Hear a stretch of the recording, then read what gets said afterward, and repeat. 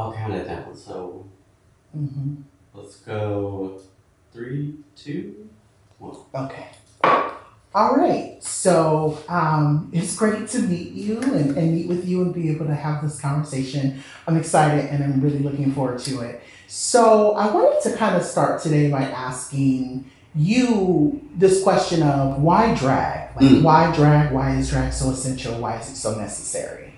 There are multiple parts to dive into, right? There is why drag is important to me, and then there's why drag is important to the world, right? Because I feel like for me personally, drag has been this site where I was able to do a lot of identity development and figure out who I was and kind of have this safe playground to figure out what worked for me, what didn't, what I liked, what I didn't like, what I was like, ooh, girl, Lisa's never gonna do that again, right? Without feeling all of this pressure of like, oh, you have to figure it out immediately, you have to have a label, you have to understand yourself. No, it allowed me the space to really do some of that messy work of like, okay, maybe I look busted that day. That's okay. But I figured out I like that kind of heel, right? So being able to have that space, that fluid shift, is I think why drag is so important for me personally. And it helped me come into like my non-binariness. It helped me come into my transness. It definitely helped me when it came to the bills. Later on, because when I first started, I did not have the funds and things. If you do research, granted, I think I did really well to make sure it's scrapped from the internet. But if you do your research, you will find that I used to actually be called the crochet queen because I did not have money. But I did know how to crochet a garment down. So that's like what drag has been for me personally. Now, in terms of what I recognize that drag can be for the world, it really, in my own life as an example, I've seen drag be able to take someone that's like never really experienced a Black person, never really experienced a queer person, and be able to not only be entertained, but to be educated by the end of it, right? I think specifically for my kind of drag where I may, in the same number, do a jump split off a 6-foot stage. I will also be reciting a full MLK speech and also be doing the full national Black anthem, right? You're gonna get a whole situation while still giving you that buck down 8 count, right? So not only are you sitting there entertained and invested in this performer, in this entire experience, but now you're getting those little parts of education, right? Which is what some people would call like edutainment. I don't like that word. It just feels very clunky. But I feel like that is what drag has been able to be for me in terms of like how I'm able to change the world one person at a time. And also recognizing that on a grander scale, when we're looking at Drag Race, when we're looking at Dragula, when we're looking at all of these different ways in which drag is permeating like mass media, it is being able to show people, queer people, being their most authentic selves in a specific form, right? It also allows them to know like you are allowed to exist outside of like this little square box that society tells you we're not allowed to step out of. So I feel like those are the ways in which like drag has been helpful and transformative for me and why I chose it and what it's been able to do in the world. So you speak about this idea of drag being very much personal, but also being political, and then also being a form of entertainment. I think one of the educational pieces that we're hoping to kind of talk through today is asking you about like the concept of pronouns and how to address queens and how to talk to queens. What has been your experience with that, and what advice would you give to someone who maybe is experiencing a drag performance or a drag performer for the first time when it comes to like pronouns and thoughts like that? I mean, I would just say never fear to ask the question because 9 times out of 10, that performer is going to be more excited that you asked than that you mispronoun or misgender because you made an assumption, right? A lot of times for performers, and especially because we see a lot of trans folks that are engaged in drag, right? That this idea of pronouns becomes a lot, well, not a lot more important because that makes it seem like it's like a hierarchy, but it shifts the conversation, right? Of more than just this casual, like, oh, like it's a man in a dress, and then when they're not, then it's he, him, and when they are, it's she, her. No, sometimes it's a lot more complicated, right? And being able to not be afraid to ask that question of like, hey, I just wanted to double check, like, what pronouns do you use in and out of drag, right? And even shifting our language to recognize that they may use different pronouns in drag than they use out of drag, right? Now, when you are that inner communal conversation, when you are talking with other performers, a lot of times we typically only use like the drag name because we usually don't have access to what is your other name, right? If that's how I met you, that's how I know you, right? And I'm not going to shift that unless you tell me otherwise. Usually I will use whichever pronouns that they use within drag when I'm talking about them in general, because again, that's my context of how I know them, right? But I think it's also not being afraid to check in on that, right? And be like, hey girl, I just want to double check, you still use she, her pronouns? Right. And they can either tell you yes, or they can be like, oh, actually, I don't use they, them. Right? And recognizing how to do that. Yeah. But I think part of it is like not having that fear. And I feel like so often for folks that are like not engaged in these kind of conversations, they feel like asking is them being rude because they're like, oh, you must look like you don't use correct pronouns. So like now me asking you is me telling you like, oh girl, you look, no, I would much rather that you ask me because then that provides me the space to either tell you or confirm what you maybe thought of like, oh, they might use she, her pronouns. Let me confirm that for you. Or, oh, actually I use they, them out of drag and I use she, her in drag, right? I appreciate that you mentioned that drag is such a spectrum. And I also appreciate that you are giving folks the agency to be able to kind of talk about the questions that they have with folks who not only participate in drag, but also for folks who are ultimately experiencing drag for the first time. So wanting to have a conversation or wanting to engage the thought around drag spaces being a sacred space, as we know with Drag Race and a lot of the things that have come up around drag queens in terms of them becoming more popular, people loving and wanting to engage with drag more, we find more people who are not a part of the LGBTQ community going into LGBTQ spaces, specifically spaces that have drag performances and things of that nature. I guess one of the questions that I would love to ask you is, why do you consider drag and drag spaces to be a sacred space? And if so, what are some things people might want to know about going into the spaces that are frequented not only just by LGBTQ people, but also by folks who identify or that are drag queens or doing drag? Yes, there was a lot of questions in that, so I'm trying to parcel that. No, you good. Okay. So in that first part of why is it a sacred space, I think, because I think then we get into the conversation of like the many different ways that drag shows up, right? In a drag show, you could get a 3-minute Britney Spears number, and no shade, love the girls who do that, they buck down, right? But I think we also have to recognize that drag also can exist in this performance art space, right? And so understanding that like not everything that you see in mass media vis-a-vis Drag Race is exactly what you're going to get in a local drag show, right? And understanding that if you are someone who is not a part of that community or who's not really engaged in drag, that you should be open to enjoying the show that you are getting and not feeling like, oh, well, how come she didn't do Kim Petras? Or I want to see her do Beyonce, or this is too slow for me. Like, if you are going to enjoy the art form, then go enjoy the art form. If you're wanting Drag Race, girl, tune in on Fridays. Like, it's very simple, right? And I think why it is so important is like for my own self, like why it becomes a sacred space is because for me, a lot of times in my drag performance, not only am I making a social statement, but I'm also working through my own emotions of like, I am a Black queer person existing in a country that fucking hates me with laws that are trying to kill me, right? So sometimes I'm giving of my most raw and authentic and vulnerable self in the middle of a performance. So what does that then feel like when someone then comes up to tell me, oh, that was cute, but like, I really wish that you would have just done a Britney Spears number. Oh, how come like your garment wasn't like more sparkly? I'm like, that really wasn't the point. Like, why are we not being able to exist with the art and appreciate the art that's being brought to you on that stage, right? And again, that's not saying that the artists that do that are not also serving a purpose, because they are being able to bring joy into that space as well, right? So acknowledging that all of these different ways in which we as drag performers show up and do our form and do our art and do our number, right? All of it matters and all of it has a purpose, and recognizing that is a sacred purpose, right? So you should honor it and you should respect it. I love that. Oh, wow. And this doesn't have to be included. I will say that hearing that, I never, even for myself as someone who goes to drag shows and enjoys drag, I never thought about the performance and the significance of a person's lived experience being a part of that. So thank you for sharing that. So the question that I would love to ask now is thinking about support and why queer youth need support, specifically with the work that you do with San Diego Pride. Why do you think it's so important for queer youth to have support right now?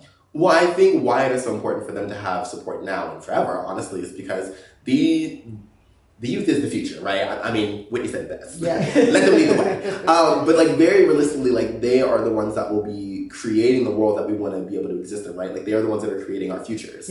So why wouldn't we support them now to make sure that our futures are better than. Right? It makes sense. Yeah. I also think that, like, for me, recognizing that, like, in my own youth, like, there was so much that I didn't have support with. There were so many people that I wish I could have talked to, so many resources I wish I had known that were out there. Like, so many ways in which I wish that I would have known that I'm not alone, right? That would have probably helped me not need therapy. But here we are now. Right. And so I think being able to know that, being able to be that listening ear, being able to acknowledge that there are ways in which we can help them access these spaces that lets them know you're not alone, what you're feeling is not weird, it's not out there, like, you are okay, and you have support systems here that are here to listen, that are here to connect you, that are here to empower you, to bring more joy into your life, right? Because as a youth right now, I'm sure it's scary as shit out there. Like, it's constantly people at these school council meetings that are being like, no, you're not allowed to learn about your history. No, you're not allowed to exist in a classroom. No, you're not allowed to use these, like,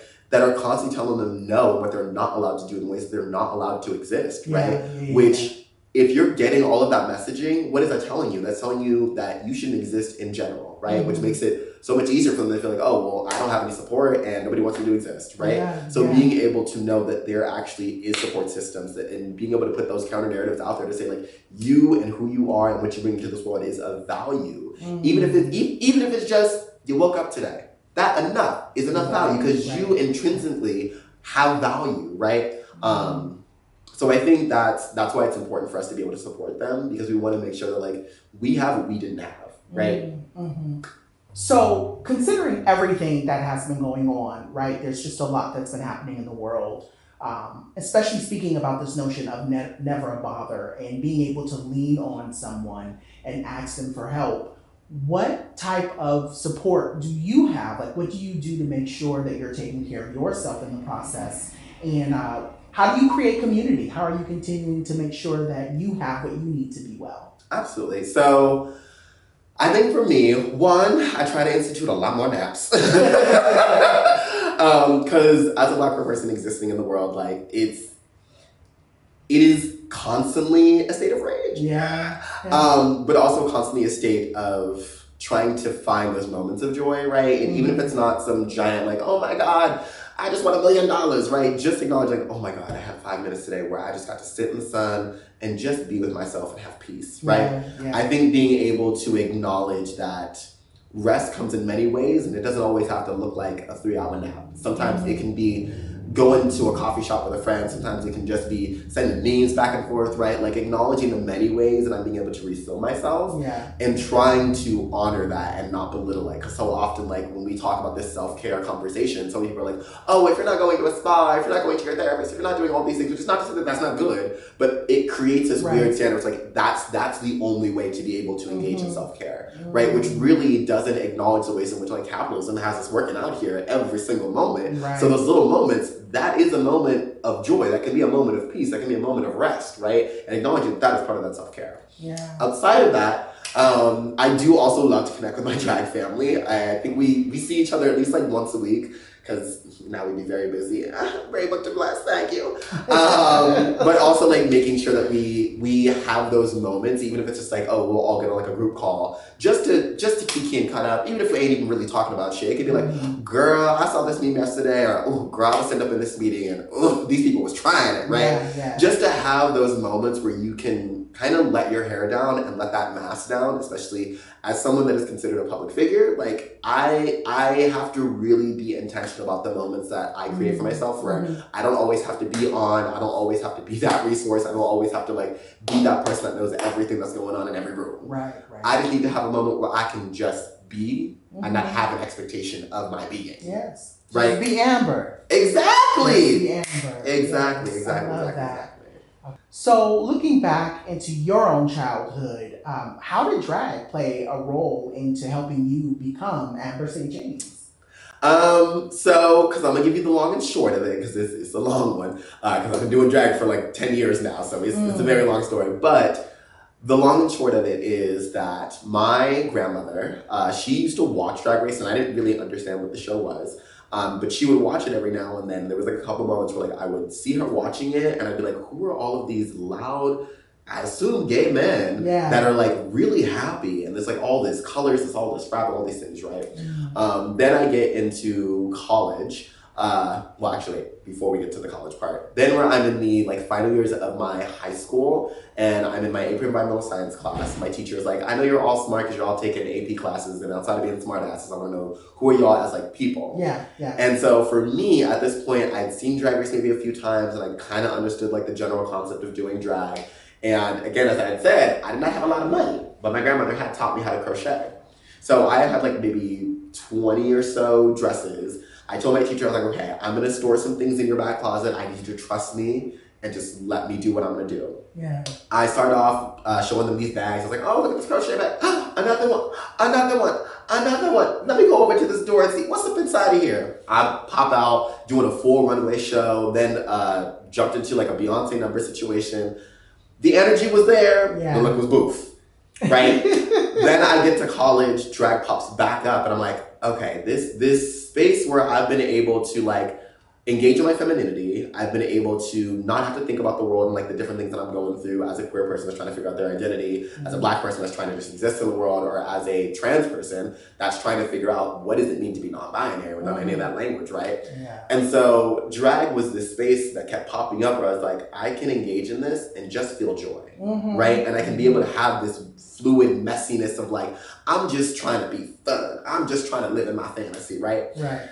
So I then do it, and the first real show that I had done then turned into a competition about a week before the show started. Oh, wow. And I was like, oh, okay, work, love that. Yeah. I did really well. I won my round. Now here we are 10 years later, and I have been producing some of the largest scale drag shows that happen at SDSU. We're talking anywhere from like 500 to 1,200 students, right?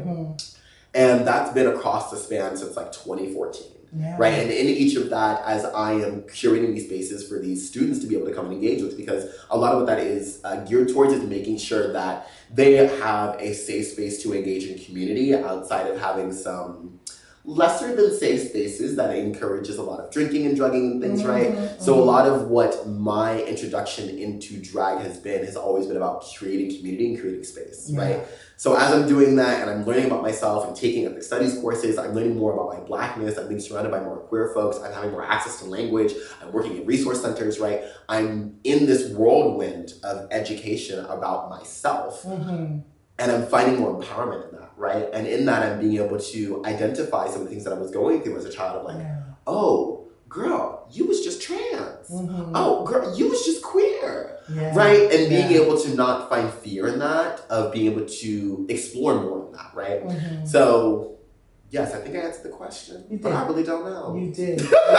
No. So, and this, well, I think this is a really great way, or a great segue into kind of like the more fun piece of this conversation. But I think what I hear you saying is that drag really gave you, or I would say it affirmed you in a way that oftentimes in the world you didn't get a chance to. And so it's really good to hear that, because I think one of the things that, and this is why I'm so excited we're doing these interviews, there's so much bad that folks are trying to put on drag, but we're not talking enough about the good. And so it's really cool that we get to hear from someone who is in the actual, like, we won't call it a field, but someone doing it, right? Someone creating the art. We get to actually hear from you, so that's exciting. So yes, I would love to hear, so I'm gonna ask you too. Okay. So I wanted to ask you, what is one of your most memorable drag performances? Ooh, ironically, that's a hard one. Only because I feel like I'm always pushing myself and always like wanting to, as a drag queen, I always like want to be the moment. But also as like a political drag queen, I always want to have an impact.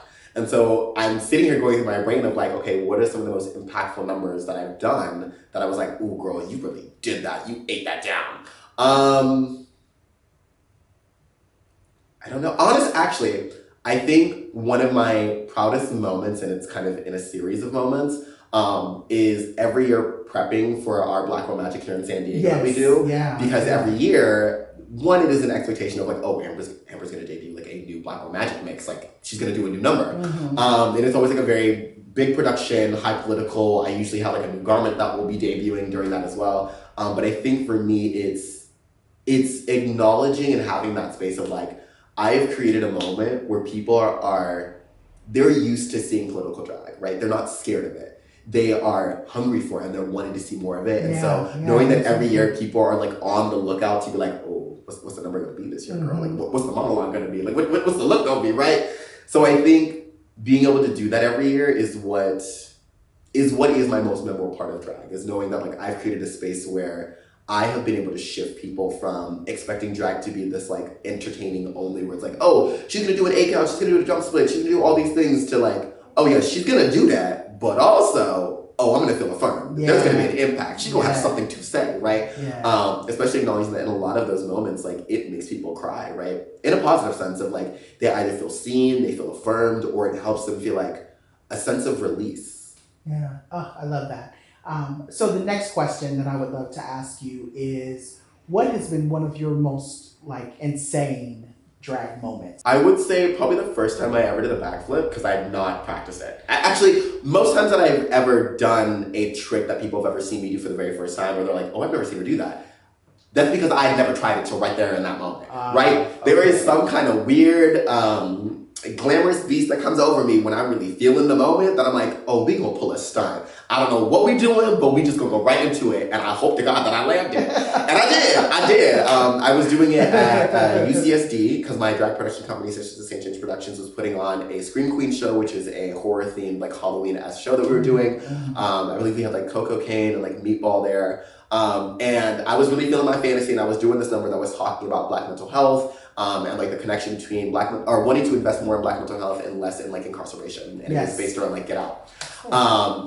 And the number, yes, because it wasn't that number. The number had me in like this like red harness number that I was like, oh, this is gonna look very cunt, but also like it looks very much like I am in like a mental ward, right? Because they decide to institutionalize us, and you know, all the things, all the political, right? Right. Point is, there was this moment where like I went to go do a cartwheel, because I was like, oh, I know how to do that. And I was like, wait, I have enough room on this stage to get enough runway to do a backflip. I'm going to attempt this, right? And I did it. I landed for the most part, because the audience, they don't really know. They just said, oh my God, she did the thing. I'm gagging. I was like, I'm gagging too, girl. I can't do that. Right? And the photos that they took had me looking possessed, because I was like in the middle of the air, just like back bent. But it was probably one of the fiercest things that I've ever done in my life, because I was like, oh, girl, that's giving like high acrobatics. Like, to do a jump split is easy. To do a cartwheel, that's easy. To do a one-handed cartwheel, that's easy. To do a full like backflip in a 6-inch stiletto heel. Yes. Girl, had me gagged. I love it. So I guess as we wrap up, I want to say, one, thank you for your time. I guess the bigger question that I have for you is, why does the world need drag? Why does the world need drag?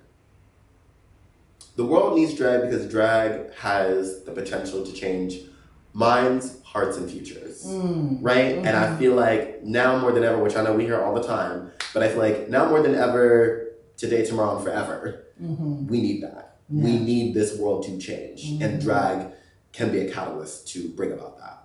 I know that's right. Thank you. Of course. All right. Beautiful. Yeah. We ate that. We ate that.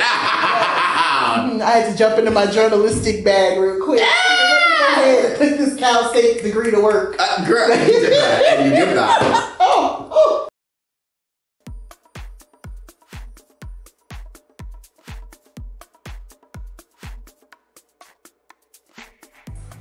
So the room that we were just in is in our conference room. So this is usually we'll have like meetings or like different contract meetings and stuff, just because there's the TV, so we can do like Zooms. This is our community room. So this is usually where we have community. No, but this is usually where we have like our staff meetings. Both rooms are rooms that we also, what is the word? We book out for community. So like if they ever like need a space to like meet in, we're more than welcome to like offer that to them. This is our philanthropy department. So this is where all the monies and the things get raised and stuff like that, which is always fun and fabulous. Then is our marketing department. So this is where our director of communications and marketing is.